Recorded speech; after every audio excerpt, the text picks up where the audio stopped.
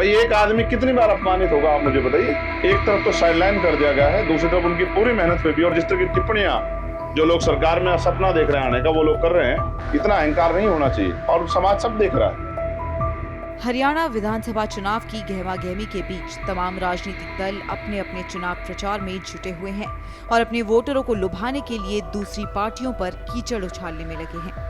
इसी के चलते शुक्रवार को आजाद समाज पार्टी के राष्ट्रीय अध्यक्ष चंद्रशेखर आजाद ने कांग्रेस को घेरने में कोई कसर नहीं छोड़ी। दरअसल आज चंद्रशेखर आजाद सिरसा जिले के रानिया और डबवाली विधानसभा में चौधरी रणजीत सिंह और दिग्विजय चौटाला के लिए वोटों की अपील करने पहुंचे थे। उसी दौरान उन्होंने कुमारी सैलजा के बहाने कांग्रेस को लेकर ऐसी बातें कही जैसे कि अभी तक बीजेपी करती आई थी। कल ही हरियाणा के मुख्यमंत्री नायब सैनी अशोक तंवर और कुमारी सैलजा के बहाने कांग्रेस पर बरसते नजर आए थे, और अब उन्हीं की तर्ज पर ही चंद्रशेखर आजाद ने कांग्रेस पार्टी को दलित विरोधी बताया और कहा कि दलित नेता कुमारी सैलजा का कांग्रेस पार्टी में अपमान हो रहा है, और उसी अपमान के चलते ही कुमारी सैलजा ने हरियाणा विधानसभा चुनाव में प्रचार से दूरी बनाई हुई है। सुनिए। कुमारी सैलजा ने फिर से दूरी बना ली है। बनाई नहीं है भाई। एक आदमी कितनी बार अपमानित होगा, आप मुझे बताइए, जिसने इतने लंबे समय तक पार्टी की सेवा की हो, और आज उसको जो है जिस तरह से उसे अपमानित करने का काम किया। हमें शर्म के साथ कहना पड़ रहा है कि एक तरफ तो साइडलाइन कर दिया गया है, दूसरी तरफ उनकी पूरी मेहनत पे भी, और जिस तरह की टिप्पणियां जो लोग सरकार में सपना देख रहे हैं आने का, वो लोग कर रहे हैं।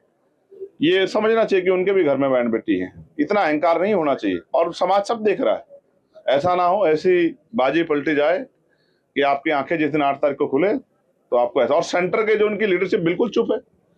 ये भी इस बात का उदाहरण है कि सब कुछ मिले जुले तरीके से हो रहा है, तो हमारे लोगों को सावधान रहना है। इसके अलावा चंद्रशेखर आजाद ने यह भी दावा किया कि कांग्रेस को दलितों को दरकिनार करना और कुमारी सैलजा जैसी बड़ी नेता को अहमियत न देने का नुकसान भुगतना पड़ेगा।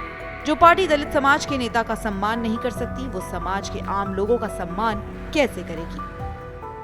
जो लोग आज उन पार्टियों में हमारे समाज के नेता उन्हीं की इज्जत नहीं करते, तो हमारे समाज की क्या इज्जत करेंगे, ये भी समझने का विषय है। इसलिए खड़े मैं फिर कह रहा हूं, बाबा साहब अम्बेडकर ने पार्टी क्यों बनाई?